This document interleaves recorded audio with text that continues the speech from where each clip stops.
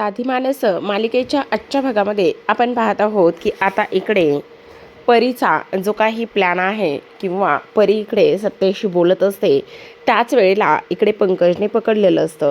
पण परी मात्र ऐन वेळेला झोपेत चालण्याचं आणि झोपेत बडबड करण्याचं नाटक करते आणि ते नाटक केल्यानंतर इकडे आता देविका आणि त्याचबरोबर पंकज हे दोघेही जण म्हणत असतात ही नाटक कसलं करते. तेव्हा देविका पंकजवर ओरडते आणि म्हणत असते तू वेडा आहेस का, तू डोक्यावर पडला आहेस का, तू अशा कशा पद्धतीने हे सगळं काही करू शकतोयस. अरे त्या झोपेमध्ये चालतायत, मग तुला कळत नाही का ह्या सगळ्या गोष्टी कशा बोलायच्या, काय करायचं म्हणून. त्यावर तो म्हणत असतो अगं अगं मी खरं सांगतोय. तेव्हा इकडे ती कंटिन्यू बिझनेसबद्दल बडबड करत असते. हे बघ माझ्यासुद्धा झोपेचं खोबरं करून सोडलंय, चल. अगं पण थांब ना, आता सत्याला बघूयात एकदा जाऊन त्याच्या खोलीमध्ये तो आहे का नाही म्हणून. असं म्हणून आता इकडे देविकाचा हात पकडतो आणि त्याचबरोबर सत्या कुठे आहे ते पाहायला ते लोक जातात. तेव्हा देविका म्हणत असते तो जरी त्याच्या खोलीमध्ये नसला तरीसुद्धा तो इकडे वॉशरूमला गेलेला असू शकतो. ही गोष्ट साधी तुला कळत नाही आहे का पंकज, किती चुकीच्या पद्धतीने तू वागतोयस. हे बघ आता मला आज झोपायचं आहे, उगचच नाही त्या गोष्टी उगचच बोलू नकोस बरं का तू. तेव्हा पंकज म्हणत असतो मी तुला काय सांगतोय ते एकदा ऐकून तरी घे. हे बघ पंकज बाद झालं. अरे किती रात्र झालेली आहे आणि उगचच तू त्या लोकांवरती नाही नाही तो संशय का आणि कशामुळे घेतोयस, कळतंय का तुला. त्यावर लगेच आता इकडे पंकज विचार करतो नाही मला पूर्ण ह्या गोष्टीची खात्री आहे की तिथे बाहेर सत्या आणि त्याचबरोबर ती परी हे दोघेही जण होते. आता सत्या त्याच्या बेडवर पंकजच्या बाजूला येऊन झोपलेला असतो आणि पंकजच्या बाजूला येऊन झोपल्यानंतर आपण पाहतो की इकडे आता दुसऱ्या दिवशी सकाळची वेळ असते आणि दुसऱ्या दिवशी सकाळी रात्री घडलेला प्रसंग परी, सुधाकर आणि सत्या हे तिघही जण परीच्या खोलीमध्ये बसून उभा राहून बडबड करत असतात. आणि त्याचबरोबर इकडे आता परी सांगायला सुरुवात करते. ती म्हणत असते खरं सांगू का, इकडे जो काही पंकज आहे ना, पंकजला असं वाटत होतं की इकडे मी पूर्णतः नाटक करते आणि त्याचबरोबर सत्या आणि मी बोलतोय त्याला पूर्ण ह्या गोष्टीची खात्रीच पटली होती. त्यावर सुधाकर म्हणत असतात पण मी काय म्हणतो आता बाद झालं हे नाटक, उगचच किती ताणणार आहोत ना आपण, नको हे सगळं काही नाटक करण्याची. तेव्हा हे लोक म्हणत असतात नाही अजिबात नाही, जोपर्यंत निरूपाला धडा शिकवता येत नाही ना तोपर्यंत आपण हे नाटक कंटिन्यू करायचंच आहे. आणि त्याहूनही सगळ्यात महत्त्वाची गोष्ट म्हणजे बा तुझ्या एक गोष्ट लक्षात येते का, निरूपा आता तर राग आणि हे सगळं काही करते पण किती दिवस ती चांगुलपणा दाखवणार आहे, कधी ना कधी तिचा फणा ती बाहेर काढणारच आहे ना. तेवढ्यातच पंकज आता किचनमध्ये पाणी प्यायला आलेला असतो आणि तिथेच निरूपाची बाजूला बेडरूम असते आणि त्याच बेडरूममध्ये परीचा मोठ्या मोठ्याने हसण्याचा आणि त्याचबरोबर ह्या सगळ्या गोष्टीचा आवाज येत असतो. आता ह्या सर्व काही गोष्टींचा आवाज येत असताना आपण पाहतो की इकडे पंकज त्या खोलीला कान लावूनच ऐकत असतो. तेवढ्यातच मीरा किचनमध्ये आलेली असते. मीरा जेव्हा किचनमध्ये येते तेव्हा मात्र इथे आता मीरा म्हणत असते पंकज तुम्ही काय करता इथे. त्यावर लगेच आता आपण पाहतो की पंकज थोडासा घाबरतो आणि मीरा एवढ्या जोराने ओरडते की आतमध्ये त्या तिघांना सुद्धा आवाज जातो. आता आतमध्ये परीच आहे ही गोष्ट कन्फर्म होती पण तिच्यासोबत आणखी कोण आहे. तेव्हा पंकज म्हणत असतो नाही नाही काही नाही, किती डस्टिंग झाले, किती धूळ झालेली आहे, हा दरवाजा साफ करून घ्यायला पाहिजे की नाही, हा गेटचा दरवाजा आहे, मग हा दरवाजा साफ करून घेणार नाही आहेत का तुम्ही लोक. असं तो आता इकडे मुद्दाम बोलत असतो आणि मुद्दाम बोलल्यानंतर तिथून तो निघून जातो. आता तो निघून गेल्यानंतर ह्या लोकांना वाटतं की आता झालं पण नाही. तेवढ्यातच तिथे आता निरूपा आलेली असते. निरूपा आल्याबरोबर ती आतमध्ये खोलीत जात असते. तेव्हा मीरा तिला थांबवते आणि म्हणत असते काय करताय तुम्ही, आतमध्ये नाही जाऊ शकत आहे सासूबाई. त्यावर लगेच आता इकडे निरूपा म्हणत असते का, मी का नाही जाऊ शकत आहे आतमध्ये. तेव्हा ती म्हणत असते कारण इकडे आत्ताच मी परी मॅडमशी बोलून आलेले आहे आणि आत्ताच बोलून आल्यानंतर इकडे त्या ज्या आहेत ना त्या आंघोळीला गेल्यात आणि त्यांनी मला सांगितलं अगं पण त्यांच्यासाठी काय चहा नाश्ता कॉफी वगैरे काही द्यायचं आहे की नाही ते बघायला मला जायला नको. त्यावर मीरा म्हणत असते हो मी तेच सांगते ना तुम्हाला, मी आत्ताच त्यांच्या खोलीमध्ये गेले होते आणि खोलीमध्ये गेल्यानंतर त्यांनी सांगितलं की मी आता आंघोळीला जाते, मग मला कोणी थोड्या वेळासाठी डिस्टर्ब करू नका. आणि त्याचबरोबर त्यांनी आतमधून कडीसुद्धा लावली असेल ना सासूबाई ताई असं काय करताय? त्यावर हे सगळं काही झाल्यानंतर निरुपा म्हणत असते, हो का असं म्हणतेस का? पण जाऊ दे, तू विचारलेस, तू सांगितलेस म्हटल्यावर तू अगदीच बरोबर केलं असशील, हो की नाही? असं सुद्धा आता इकडे ते बोलत असतात. आणि हे सगळं काही बोलल्यानंतर आपण पाहतो की शेवटी मीराला आता थोडासा जीव भांड्यात पडलेला असतो. कारण तिला असं वाटत असतं की आता मात्र ह्या लोकांचं जे काही पितळ आहे ते पितळ उघडं पडतं की काय. आता निरुपाला तिथून पाठवलेलं असतं आणि तेव्हा जो काही सत्या आहे तो सत्या मीराकडे आलेला असतो. तेव्हा मीरा म्हणत असते, पंकजला बहुतेक तुमच्या लोकांवरती संशय आलेला आहे. कारण पंकज जो आहे ना, तो पंकज इथे खोलीला कान देऊन ऐकत होता आणि तेव्हा मी जर आले नसते ना तर त्याला सगळं काही समजलं असतं. त्यावर सत्या म्हणत असतो, पण पंकजचं हे डोकं नसावं, नक्कीच यामध्ये काहीतरी देविकाचाच प्लॅन असेल. पण आता काही जरी झालं ना तरीसुद्धा आपल्याला सावध राहिलं पाहिजे आणि त्याचबरोबर सावध राहूनच हा सगळा काही लवकरात लवकर खेळ खल्लास केला पाहिजे. तेव्हा मीरा म्हणत असते, पण आता हा सगळा जो काही खेळ आहे तो तुम्ही कसा आणि कशा पद्धतीने खल्लास करणार आहात तेच मला काही कळत नाही. त्यावर सत्या म्हणत असतो, काळजी करू नकोस धूमकेतू, आता बघच हा सत्या कसा त्या बबड्याची वाट लावत होते आणि त्याचबरोबर निरुपाला सुद्धा कसा धडा शिकवत होते. असं म्हणून आता सगळेजण इथे हॉलमध्ये बसलेले असतात गप्पा मारत. आणि तेव्हा निरुपा येते आणि डायनिंग टेबलवरती ॲपल कट करत बसलेली असते. तर आता दुसऱ्या बाजूला हे लोक मुद्दामच म्हणत असतात की सुधाकर, तू तुझ्या आयुष्यात खुश आहेस ना? तुझं लग्न झालं तेव्हापासून तू खुश आहेस का? त्यावर सत्या म्हणत असतो, नाही नाही परी मॅडम, माझा बाप अजिबात खुश नाही आहे. काय सांगू माझ्या बापाचं काय हाल होत आहेत आणि काय नाही ते. त्यावर आजीसुद्धा म्हणत असतात, अगं त्याचं काय आहे ना, खरं तर इकडे तू लवकरच माझ्या सुधाचं लग्न झालं. जर माझ्या सुधाचं लवकर लग्न झालं नसतं ना तर इकडे मी तुझा नक्कीच विचार केला असता, असं इकडे मुद्दामच आजी बोलत असतात. आणि तेव्हा खरं तर तुझ्यासारखी मुलगी इथे माझ्या सुधाच्या आयुष्यात आली असती आणि त्याचं पूर्ण आयुष्य जे आहे ना ते पूर्ण आयुष्य इथे आता सावरलं गेलं असतं, असं मुद्दामच आता इकडे आजी बोलत असतात. आता आजी हे सगळं काही बोलत असताना आपण पाहतो की इकडे जो काही सत्या आहे सत्या म्हणत असतो, पण माझ्या बाचं हे जे काही चाललं आहे ना त्यामुळे माझ्या बाला अजिबात इथे निवांतपणा एकांतपणा अजिबात भेटत नाही आहे. ह्या सगळ्या गोष्टी तो इथे बोलत असतो. त्याचबरोबर इकडे माझ्या बापाचं कसं लोणचं झालेलं आहे, माझ्या बापाला कशा पद्धतीने इकडे तो संसारात खुश नाही, ह्या सगळ्या गोष्टी तो इथे बोलत असतो. आणि तेव्हा परी म्हणत असते, सत्या खरंच तू मराठीचा प्रोफेसर शोभतोयस बरं का. कारण एका म्हणीमध्ये सत्याने त्याचं सगळं काही वर्णन केलेलं असतं. खरंच तू अगदी बरोबर तू इथे मराठीचा प्रोफेसर शोभतोस. काय एक नंबर तू सुधाकरची व्यथा जी आहे ना ती एका वाक्यात मांडलेली आहेस. खरंच आय लाईक इट बरं का. पण माझी काहीच हरकत नाही आहे. जर तुला खुश करायचं असेल आणि त्याचबरोबर जर तुला माझ्याबरोबर राहायचं असेल तर काही प्रॉब्लेम नाही आहे. आता मी आले ना, मग मी आले आहे तर तुला काळजी करण्याची वगैरे काही गरज नाही आहे, असं सुद्धा आता इकडे सत्या जो आहे तो मुद्दाम बोलत असतो. तेव्हा निरुपा जी आहे ना ती पाठीमागे ओळून पाहते आणि म्हणत असते, खरं पाहायला गेलं ना तर त्या फक्त इन्व्हेस्टमेंटमुळेच मी इथे शांत आहे आणि इन्व्हेस्टमेंटमुळे शांत असल्या कारणाने इथे मी गप्प बसते. नाहीतर ह्या लोकांना चांगलाच धडा शिकवला असता आणि ह्या परीला सुद्धा चांगलाच धडा शिकवला असता, असं सुद्धा आता इकडे ती बोलू लागते. हे सगळं काही बोलल्यानंतर आता काय करावं तेच काही कळत नाही. माझ्या तर हात आता इथे दगडाखाली पूर्णतः गुंतले आहेत, असं सुद्धा ती आता इथे बोलत असते.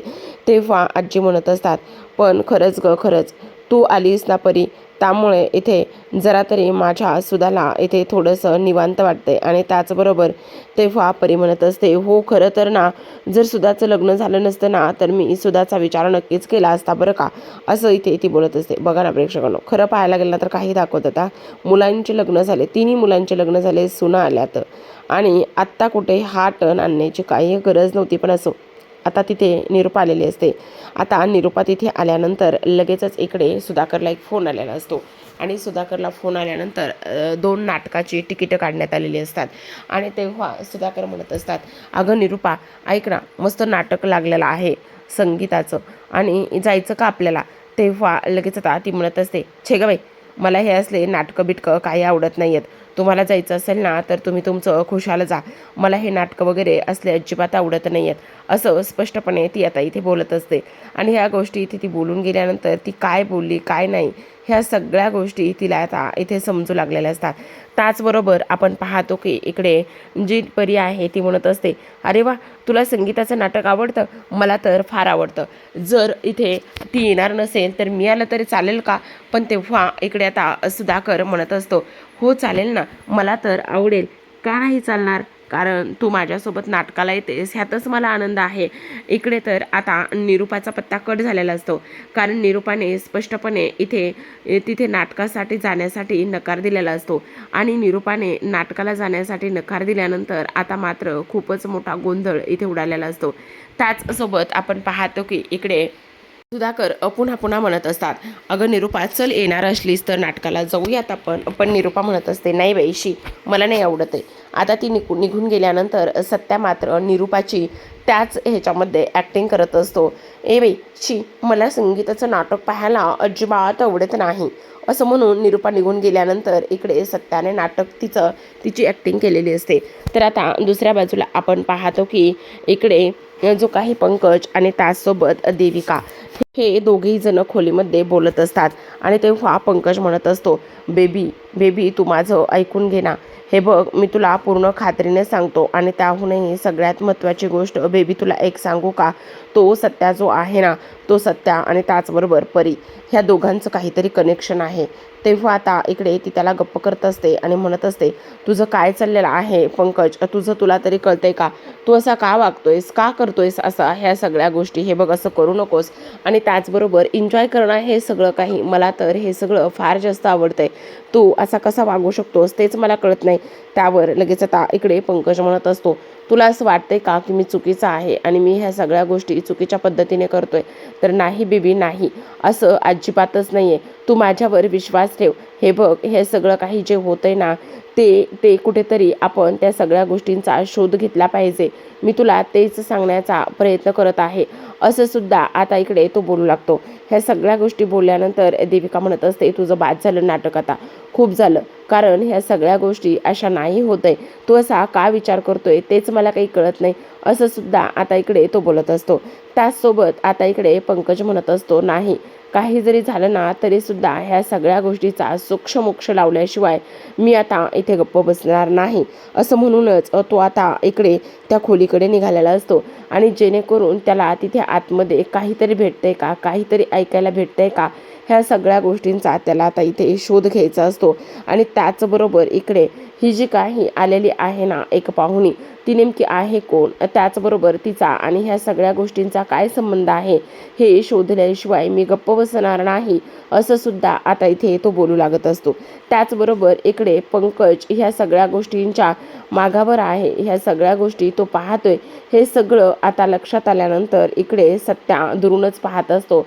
आणि सत्या विचार करत असतो की नाही नाही नाही नाही, काहीतरी प्रॉब्लेम आहे. आणि त्याहूनही सगळ्यात महत्त्वाची गोष्ट म्हणजे की आता काही जरी झालं ना तरी सुद्धा आपण ह्या सगळ्या गोष्टींचा शोध घेतला पाहिजे, काहीतरी इथे डोकं लावलं पाहिजे, असा इकडे आता तो विचार करू लागतो. आता ह्या सगळ्या गोष्टींचा विचार केल्यानंतर पंकज म्हणत असतो, बघितलंस हे कसं होतंय, कशा पद्धतीने हे सगळं काही होतंय. तर आता इकडे पंकज निरूपाच्या खोलीमध्ये गेलेला असतो. पंकज निरूपाच्या खोलीमध्ये गेल्यानंतर निरूपाला म्हणत असतो, मॉम बघितलंस का, तू अशीच इथेच राहणार आहेस, म्हणजे इथे राहणार आहेस म्हणजे अगं तू इथेच राहा, कारण जो काही बाबा आहे ना तो बाबा मात्र सगळ्यात महत्त्वाचं म्हणजे तो त्या परीला घेऊन गेला सुद्धा. कुठे गेला परीला घेऊन? तू नाटकाला जाण्यासाठी विरोध केलायस ना, आणि नाटकाला जाण्यासाठी विरोध केल्यामुळे ती लोक गेली नाटकाला आणि तुला इथेच ठेवलेलं आहे, असं सुद्धा आता इकडे ते बोलत असतात. आता हे सगळं काही बोलल्यानंतर जो काही पंकज आहे तो म्हणत असतो, बाप रे, म्हणजे ही लोक नाटकाला गेली आणि मॉमला इथेच ठेवलेलं आहे, नाही नाही नाही नाही, असं अजिबात होता कामा नये, काही जरी झालं ना तरी सुद्धा ह्या सगळ्या गोष्टी अशा पद्धतीने झाल्यात ते होता कामा नये, असं सुद्धा आता इकडे तो बोलत असतो. त्याचबरोबर आता इथे जो पंकज आहे तो आगीत तेल ओततच असतो, पण त्याच सोबतीला इकडे सत्यासुद्धा आगीत तेल ओतत असतो. तो म्हणत असतो की खरं पाहायला गेलं ना तर एक सगळ्यात महत्त्वाची गोष्ट मी सांगतो. आता इकडे माझा बाप आणि त्याचबरोबर इथे परी हे दोघेही जण इकडे मस्त असे एन्जॉय करायला गेलात, नाटकाचं एन्जॉय करायला गेलात. पुढे संगीत वाजेल आणि पुढे संगीत वाजल्यानंतर आता सगळ्यात महत्त्वाचं म्हणजे इकडे ते दोघेही जण कधी एन्जॉय करतील, कधी काय होईल त्यांच्यामध्ये कळणारं सुद्धा नाही. हे सगळं इथे आता ते बोलत असतात. त्याचबरोबर हे सगळं काही बोलल्यानंतर कधी त्यातले पॉपकॉर्न जे आहे ना ते पॉपकॉर्न कधी उडतील, काय होईल हे आपल्याला कळणार सुद्धा नाही, असं सुद्धा आता इथे ती लोक बोलत असतात. हे सगळं काही बोलल्यानंतर निरूपा म्हणत असते, ए गप्प बस, काय चाललेलं आहे, ह्या गोष्टी अशा पद्धतीने का आणि कशामुळे मानतोयस तू? आता येऊ देच, त्यांना तिकडे नाटकाला जायचं होतं ना, नाटकाला जायचं आहे ना तर एकदा घरी येऊ दे. आणि त्याचबरोबर आता जर घरी आलेले आहेत ना तर मग मला बघायचंच आहे त्या सगळ्या गोष्टी कशा पद्धतीने होत आहेत आणि काय होते. तर त्यांना नाटकाला जायची फार हौस आहे ना, मग मी सुद्धा बघते की आता काय होतंय आणि काय नाही ते मला सुद्धा पाहायचंच आहे, असं सुद्धा आता इकडे ती बोलत असते. तेव्हा सत्या म्हणत असतो, हो का, काय पाहणार आहेस तू, काय पाहणार आहेस? तेव्हा लगेच आता इकडे तो म्हणत असतो, हो काय पाहणार आहे तेच मला बघायचं आहे, मी आता कशा पद्धतीने हे सगळं काही करते आणि काय नाही. तर त्यावर आता इकडे जो काही आपला पंकज आहे तो पंकज आता सत्या म्हणत असतो, निरूपा निरूपा, अगं निरूपा, तू आता इथे अशी बसणार आहेस का? तिकडे त्या दोघांचं काय सुरू असेल ही गोष्ट तुझ्या लक्षात येत नाही का? आज खरं तर खऱ्या अर्थाने ते लोक तिकडे गेलेले आहेत आणि ते लोक तिकडे गेल्यानंतर ते काय करतील काय नाही ही गोष्ट सुद्धा तुला इथे समजणार नाहीये. आणि त्याचबरोबर इकडे आता बहुतेक जो काही बाप आहे ना तो बाप तुझा पत्ता बहुतेक कट करत आहे, असं सुद्धा आता इकडे ते बोलत असतात.